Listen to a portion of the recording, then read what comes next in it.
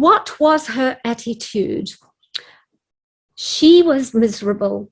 She hated her life. She wanted to go to work and stay in work. She did not want to come home. Her husband was a slob as far as she was concerned. All he did was sit on the couch and veg and watch television. She could not stand the sight of him and the thought of coming home to him.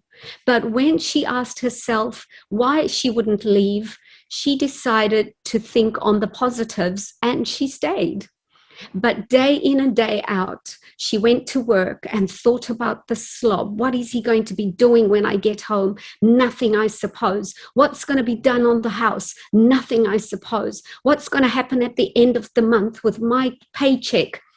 It is going to be gone onto every bill because he won't do nothing. Her mind was solely and wholly thinking about everything that was negative.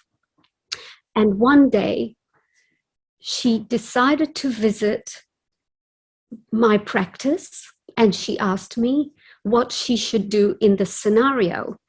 And I listened, and I thought to myself, well, there is a lot going on, and maybe because she wants to be with him and loves him, maybe she needs to change her attitude.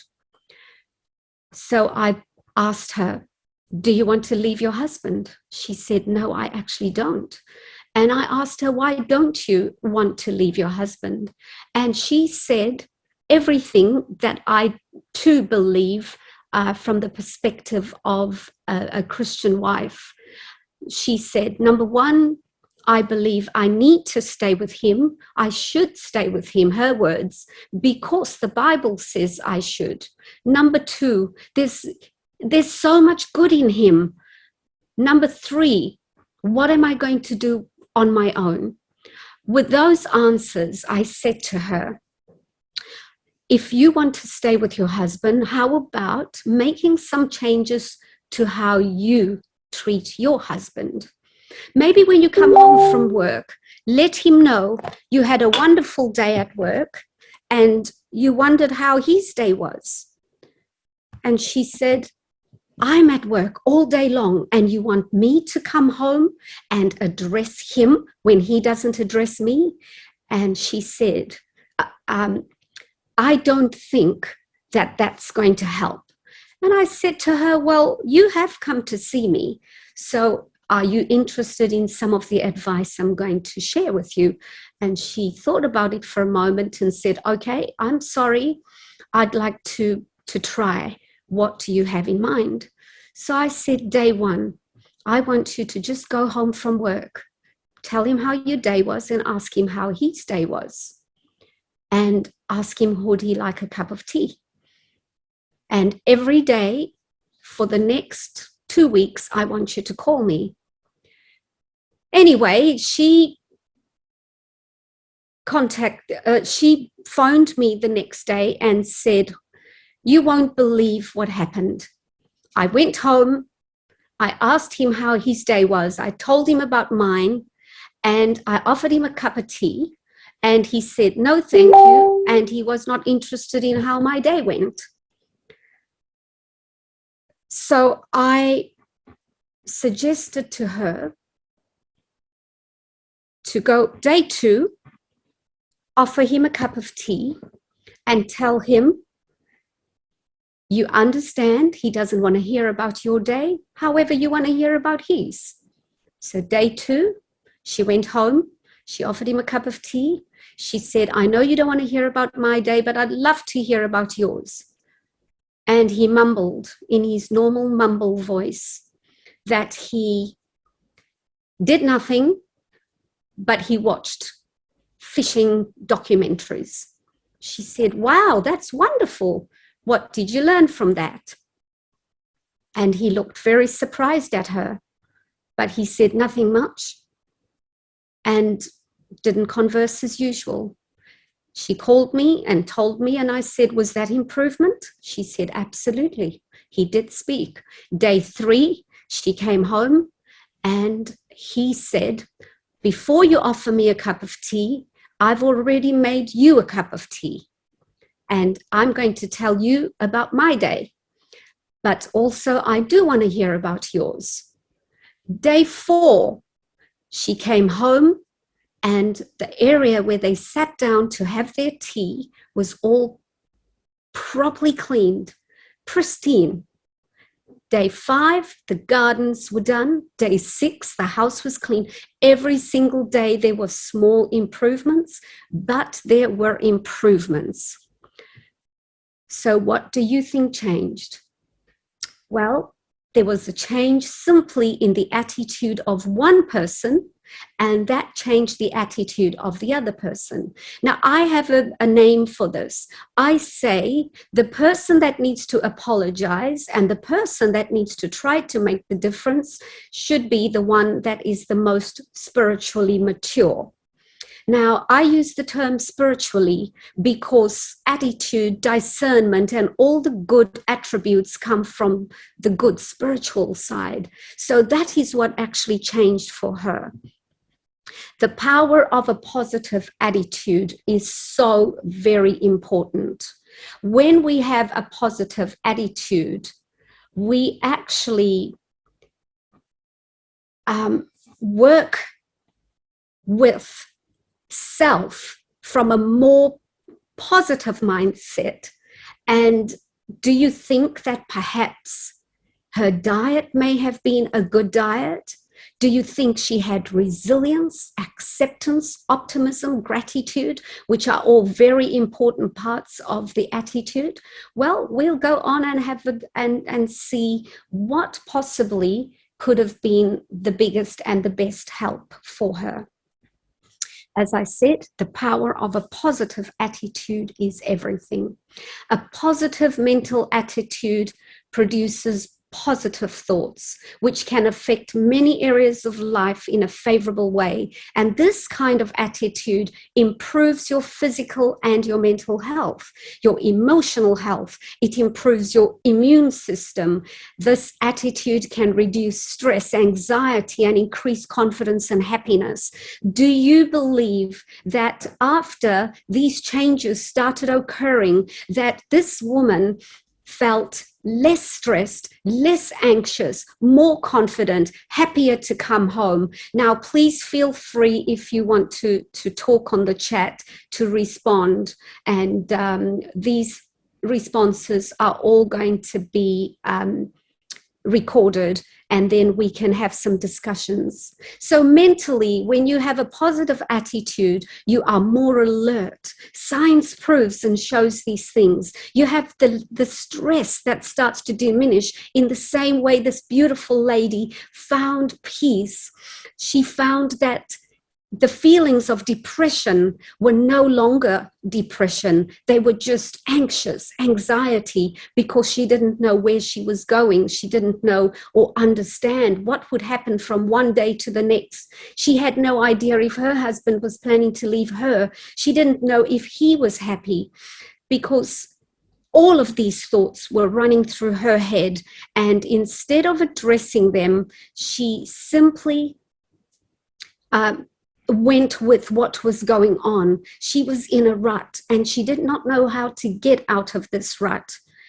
And as you can see on my slide, that attitude, a poor negative attitude, can even cause health problems. Anything that reduces both the risk of mental and physical illness is a must-have in life. And the best benefit of all is a positive outlook actually makes you live longer. And that is very, very true. I have seen many people come through my practice who have been very ill, and it's all to do with their mindset. So we are going to look at 3 qualities that contribute to a positive attitude. The first one is optimism. Now, I'm sure you're wondering why I am showing this awful slides of these gentlemen who look so emaciated. Well, from October 1942 to October 1943, these men on the Burma Railway in World War II learned what optimism was. Stan Ward, who lived this experience, actually was my husband's uncle, and he was living in the United States of America, and he had a very, very important job. However, he was actually part of the Burma Rail in this war, and he wrote a book which he sent to my husband, and there were so many sad stories that were told of how those who allowed themselves to feel down and depressed actually died within just 3 days, whilst those who kept optimistic, they survived. And that is just so sad when you actually look at these kind of stories. I'm not going to share any with you because they are pretty gruesome. And when I heard some of them, I couldn't even sleep. I felt so bad for many of them. So what do you think they could do? Not much. They couldn't change the situation. They had to accept their fate. And as you learn to accept and make peace with the way things are in this very moment, you step out of your very own way, which sometimes is a very negative and a very, what can I say? It's a very, it's the way forward to worse rather than good. And unfortunately, many don't see it. So acceptance, I always say, God grant me the serenity to accept the things I cannot change, and courage to change the things that I can change, and wisdom to know and understand the difference. Because sometimes, despite our best efforts, circumstances just don't work out. Have you ever had that experience? Have you ever wondered why? Well, what could they do? They could do nothing. And sometimes we see this in our own walk, and we need to change ourselves effectively. We first have to change our perceptions, and then seek first to understand and then to be understood. So people always say, no one understands me. Well, if you seek first to understand, then you will be understood, because people's perceptions are all very different. Some people listen to people talk and think about what they are saying so that they have an answer for them rather than the actual story that is being told. So we need to be good listeners, and being a good listener is very important to your attitude. We need resilience. We sometimes say, I just can't do it. I love that picture of the flowers coming through the tarmac. That is called resilience, where those flowers could come through looking amazing, no matter how hard it was to break through that tarmac. And I think that that's just an important thing for us to remember. Do you have the ability to cope mentally or emotionally with a crisis, or to return to pre-crisis status quickly? And that is what resilience is all about. Are you able to bounce back after something critical has happened? I believe every one of us listening have gone through some mayhem in our lives, especially the last couple of years with the COVID. I know for me, it's been absolutely ridiculously difficult with my businesses. I've closed down 2 businesses. I'm down to 1. And for 5 months, we had no income from December all the way through to May. We've had no income in the last business we have left, and that was the reason why I closed down business number 2.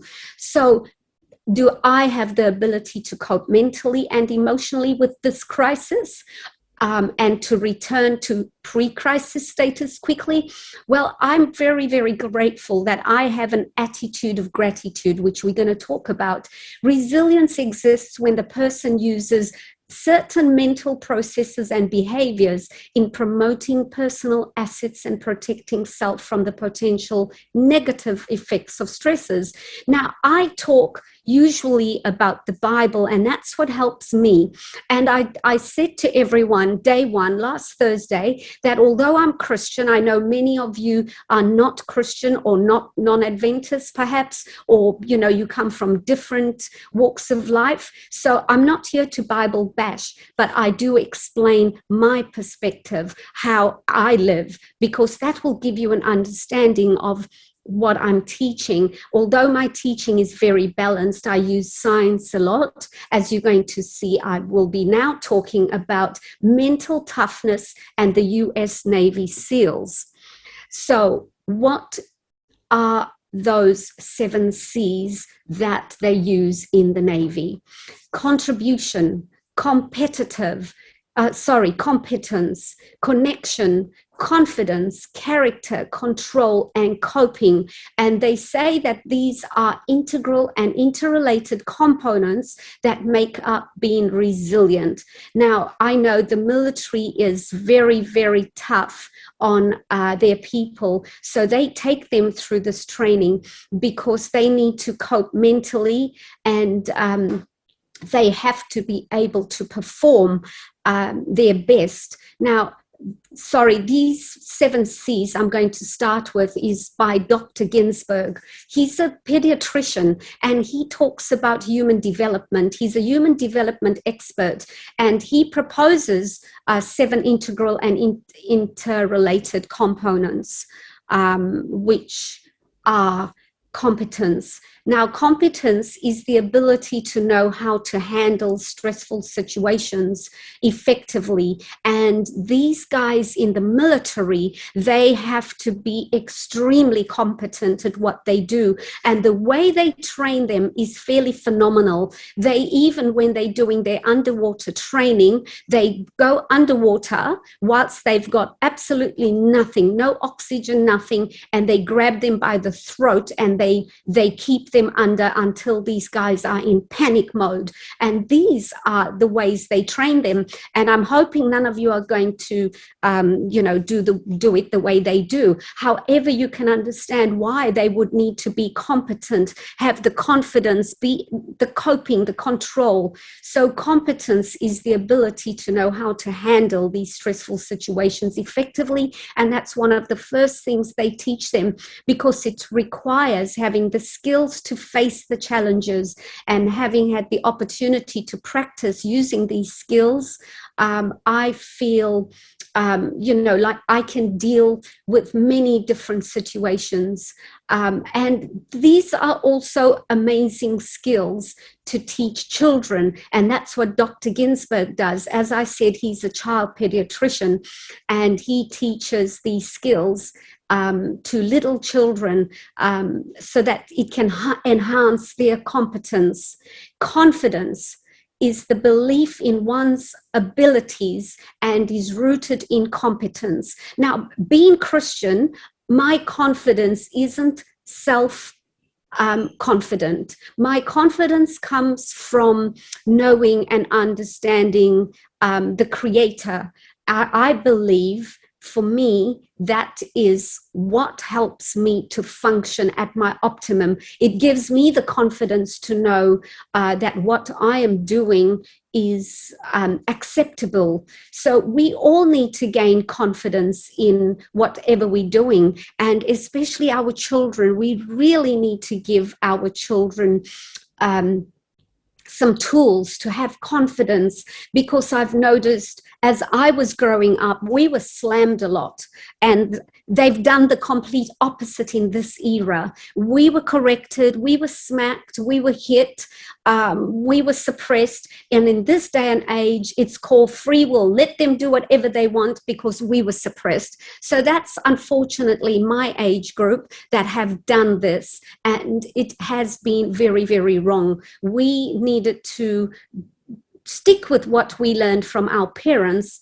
because we were given, great learning, great teaching. However, there's a few things that our parents could have done better, and that was teach us to have more confidence. In fact, when I was growing up, I remember very, very clearly that my family used to always say, I heard them over talking, we should not let her believe she is everything that she actually is, because she is going to be big-headed, she is going to be this, and she is going to be that. And I never understood. They would always put my sisters on pedestals, and they would say, oh, they are so beautiful, and then when it came to me, they'd go, oh, but your nose is really not nice. So they didn't realize what they were doing was sadly affecting me very, very negatively, with the result I actually lost a lot of confidence in myself, and I grew up with absolutely no confidence. And when I turned, I guess, much older, I started understanding what they were doing, and they were doing it for me. However, they didn't realize what they did is they actually affected me very, very negatively. I couldn't even speak to people. I was very self-conscious. I was always worrying, am I saying the right things? Am I saying the wrong things? Is this, I just honestly continually felt extremely stressed. I had always felt that something was wrong with me. And to the point, I'm only going to share my honest experiences with you all. So if there's anyone struggling out there, you can understand what we shouldn't do. I turned to marijuana because I felt that there was a void in my life.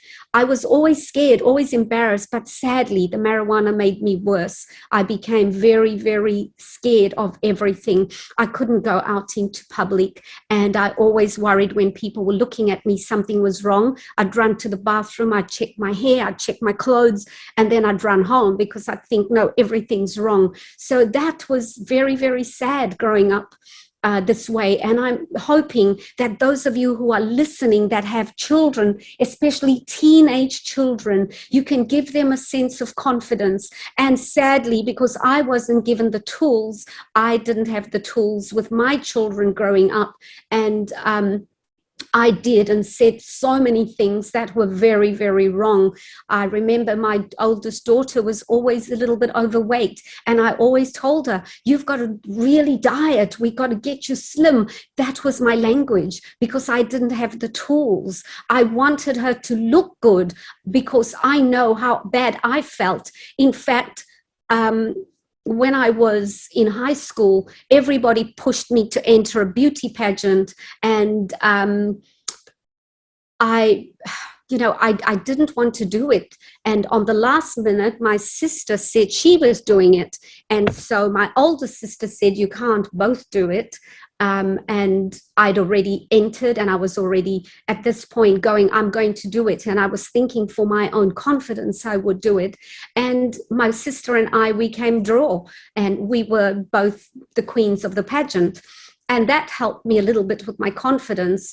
And Valentine's Day helped me with my confidence because I was in a boarding school, and all the boys on Valentine's Day would send cards to the girls where it would come on our dining room table. And out of all the girls in the high school, I actually would have the most. I would have about 20 cards. I had about 20 admirers, never any less. So that kind of confidence started coming to me, but it was the wrong confidence. So we can damage our teen daughters if we are removing confidence that we should be giving them. There's a certain confidence I'm talking about here, not to think you look good and not to put out there that, wow, I'm beautiful. That's not what I'm talking about. I'm talking about the confidence, no matter what they look like. so that they will have a positive attitude and positive outlook in life. And then we've got connection. We need to look at ties, our ties as people. When we have friends and family and community groups, we are more likely to have a stronger sense of security and a sense of belonging. And children who have good friendships, children who have good community places to go to, like I know a lot of children who are homeschooled, they go to certain groups where they meet, and many of them go to churches, which is a wonderful place for them to actually build their character, because all the children in these kind of places are usually coming from homes that are really level-headed and really, really able to share to these other children. They have a strong sense of right and wrong and are prepared to make wise choices and contribute to the world. Now, don't think I'm saying you have to be a Christian. What I'm saying is that if you are a single mom, or if you have little children and you don't know where to take them for to meet up with good circles. My son, for an example, he started taking his children to morning church group, and the children absolutely love it. And now he started inviting his friends and saying, bring your children, the group's amazing. They teach the children in this little church, and they show them how to cope with lots of different contributors that are negative, and it's amazing. So all I'm saying is, if you have little children, this could be a way out for you to share time with other children who are level-headed, who are grounded, because their families bring them up in those ways. And please believe me, I'm not saying non-Christians are not good people, because I know amazing, my friends, a lot of them are non-Christian, and they are amazing people. They have brought their children up in amazing ways. They have great characters, they're good contributors. I'm just making suggestions for those of you who are struggling with where to take your children, because the libraries had stopped. I'm not sure how they're going with the COVID situation, etc., etc. So character is really important to build. Parents, we need to be helping build these little characters. And then we have contribution. If children can experience personally contributing to the world, they can learn the powerful lesson that the world is a better place because they are in it. Now, my children, what I did with them is we used to pick up stray kids, street kids. We used to take them to our home, and we used to have them there for days, for nights, for weeks. And my children used to just love them. And also, I always taught my children that when you are in your school and everybody is you have a popular group, and then you have the non-popular group. The children that are in the non-popular group are generally the poor children. They cannot dress in the same way the popular group can. Their lifestyle is so different. I always taught my children to go to the underdogs and spend time with them. So my children used to come home and say to me, at recess time, there's a little boy in a wheelchair. I went and I told the teacher I would look after that child. I pushed them around. I took them under the trees, and I had my recess with them, and lunch I did the same thing. The reason why I did that was one good contributor that my mum taught me. She showed me how to give. Give. My mum was very giving, and she was very Christian. However, there were certain things that she had misunderstood, and that was how to give confidence to her daughter, who she thought was a very good looking girl and was scared through her looks would go her straight when she was younger. So we need to be very, very careful of that. So contribution was something my mum taught me. And because of contribution, this is why I am here today, because I was taught how to really contribute and to give. In fact, I am more giving than receiving, and with the results sometimes I find it's not always a good thing, because sometimes people do take advantage. Coping is what we need to teach our children, the skills of coping, social skills, stress reduction skills, because if they are able to cope more effectively, they will be better prepared to overcome life's challenges. We are all now facing life's challenges with the COVID. We have seen how it has destroyed families. COVID has actually split families up, because some said get the jab and some said don't get the jab. Those that refused the jab, their families turned on them and said, oh, you are selfish, you are nasty, you don't want to spend time with us, and that is why you are doing what you are doing. And it has been a very sad time for many, many families. And we know it also blocked borders, which was very necessary, because people the spread would have been exactly like we are seeing it now. And I believe the numbers to yesterday was 90,000 in Western Australia, 19,000. We had 19,000 already over the weekend. So it's probably way more by now just in Perth. And we can see that the spread has really come in and, harmed, like I said, families as well as children. So we need the coping mechanism now. How do we deal with this? We need the resilience, because we need to cope with what's just gone on. We need to be resilient we've lost our jobs. Some of us have had no jab and we've lost our jobs.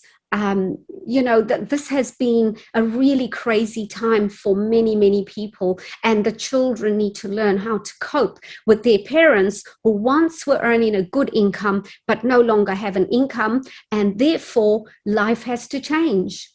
Control. When children realize that they have control over their decisions and actions, they are more likely to know how to make choices in a way that they can bounce back from life's challenges. Now, control is something that we need to remember. There's a negative aspect to the word control. We don't want to be controlled, and we don't want to be controlling even to our children. We want to be good parents. We want to stand up and we want to teach and train them in the way they should go. However, we should not be controlling. We should give them a voice, but with that voice comes respect. With that voice comes all the other things that we're teaching them in the coping mechanisms, the resilience, the attitude we're talking about today is just so important.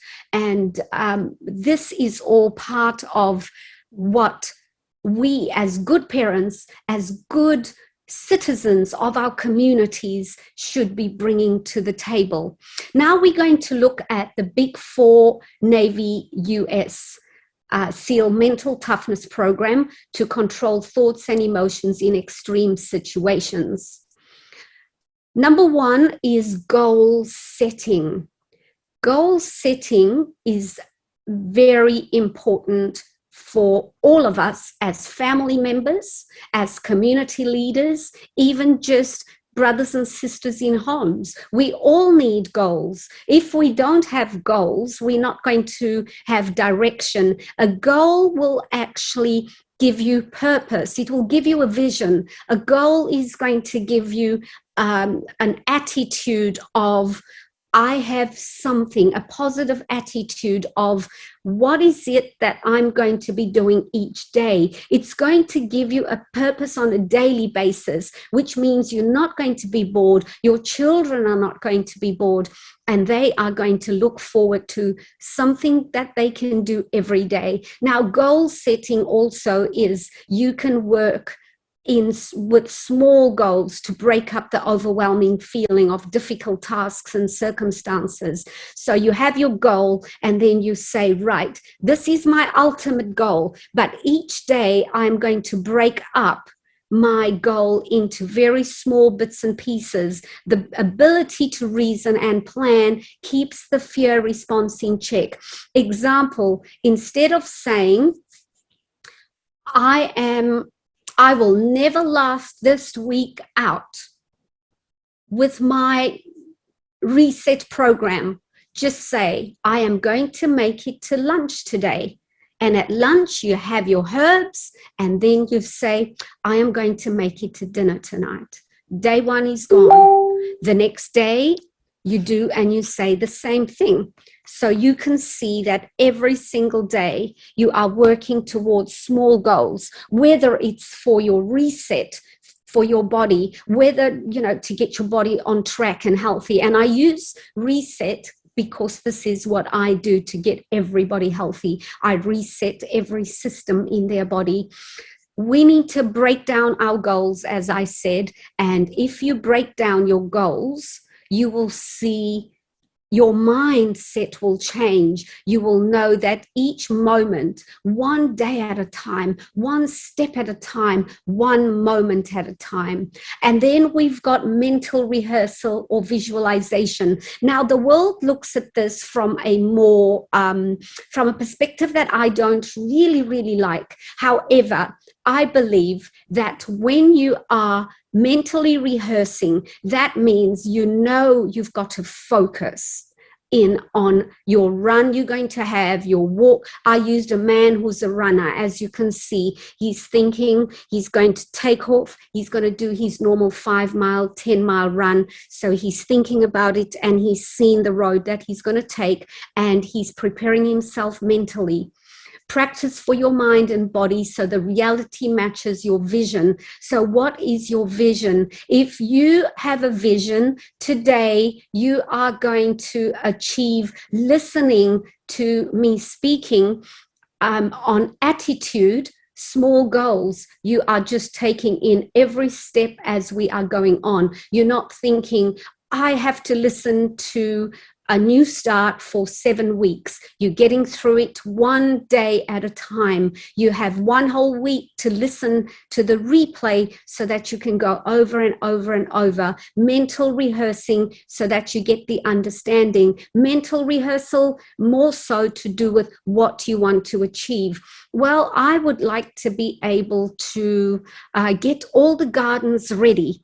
I wanted it ready a year ago. Well, there's no point looking at it is so late on. My gardens are not even ready. What do you have to do? Well, you've got to go down and prepare your spot where your garden's going to go. Day one. Day two, you then start prepping your soils. If every day you take one step, you will get done. Whereas if you visualize your whole garden needs doing and, I'm so stressed. How am I going to complete this? You never are going to get to where you want to get to because you are stressing yourself. Your mind is congested with all the stinking thinking of how you can't achieve because there is just too much there and you're never going to get it done. Self-talk, that's an example I've already given you. Keeping your frontal lobe in control is paramount. When we allow the hypothalamus to take control, that is when mistakes are made. So the frontal lobe is the part of the brain where the forehead is, right behind there. That is your frontal lobe. The hypothalamus is behind your neck. Above the top vertebrae, you have the hypothalamus. that's in there. And that is the part of the brain you really do not want controlling you, because that's the part of the brain that says, I am hungry, get me food right now, because if you do not get me food right now, I am going to kill someone. That's the hypothalamus that has those kind of thoughts. But your frontal lobe will say, we need to have patience. Food may be served a little bit later today, but that's okay. I can wait, and I know food is coming. As you can see, the slide that I've shared is negative self-talk on the left and positive on the right. So she says, nothing is good. And I would say, everything is going to work out. She says, I am worthless. I say, I am worthy. She says, time will never change. I say, this time is going to pass. She says, I am weak. I say, I am strong. She says, I will not try again. And I say, I am not going to stop trying until I get to my goal. Things are never good. Oh, the best is yet to come. I cannot do this, and I know I cannot make it. Well, I can do all things. I normally add on, through Christ who strengthens me. That's one of my very favorite sayings. I am not sufficient. I am sufficient. And, you know, a lot of the positives are biblical, which is so amazing. And this teaching that I'm talking about, this negative self-talk, is not simply a Christian teaching. It's also a teaching that comes from some psychology. Now, psychology can be detrimental because they have some misleading beliefs. However, they do have some really good things they talk about, especially if you find good, well-trained psychologists, you can come across some of these amazing lessons. She says, I'm not good enough. And I say, you know what? I can be enough. So especially positive self-talk can override the brain's fear response, because our brains have different responses through different things that happen all the time. We talk to ourselves a lot, and studies have shown we think between 300 and 1,000 words a minute. And when we use positive instead of negative thoughts, it helps override the fear signal that originates in the brain. So showing the mounting research from neuroscientists is showing that what we thought possible before is only a fraction of what we now may be able to control, to heal, to accomplish, or to understand. And this should bring great hope to many of us, that healing can take place through our thought process.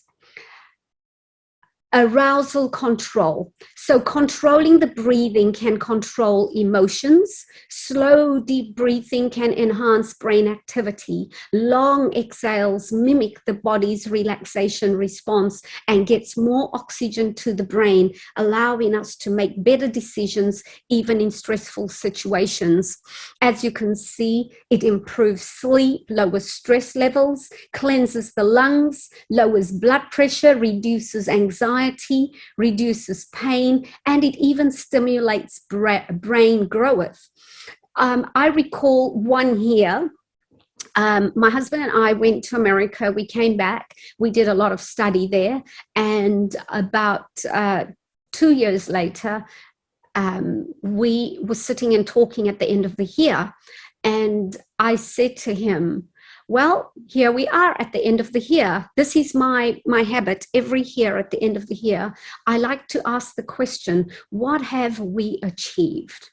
And this particular year, my husband said, I feel awful. I feel like nothing worked out. I feel like nothing was good. I feel like we have made no achievements. I feel like our children are, they are so naughty. They're going against us. They are just awful teenagers. And I just said to him, hold on right there. I said, in the last 2 years, we sold a house for $100,000 more than we thought it would sell for. We went to the United States and we studied. From there, we were chosen to go to the Philippines to open a training center. From there, we came back to Australia. We found a beautiful property that we were able to purchase where many people have to have expensive mortgages. We were blessed to pay cash for our home. I said, and then we've traveled to Bali, we've traveled to East Timor, to Vanuatu as trainers. I said, how many people can, and we've bought a new vehicle and we paid cash for it. I said, how many people can stand up and say what I have just said? And he looked at me with a big smile and he said, you know something? You are so right. He said, it's so important for us to put the positive forward and to think of everything that's positive. And I say we need an attitude of gratitude because we need to name some of the things we are grateful for. And on this point, I would like all of you to write up a list of everything that you are grateful for, everything that has been wonderful, that has been good in your life for the past, I don't know how many years, maybe let's say the past 5 years. Write down everything that's been fantastic, that's, you know, that you can see was a blessing in disguise, everything that other people could never, ever, ever own or have. Write it all down because we need to start understanding what attitude can do for us. If we have an attitude of gratitude, we will see only the positive and not the negative. And here we go with my next slide. Gratitude changes everything. Gratitude is the healthiest of all human emotions. The more you express gratitude for what you have, the more likely you will have even more to express gratitude for.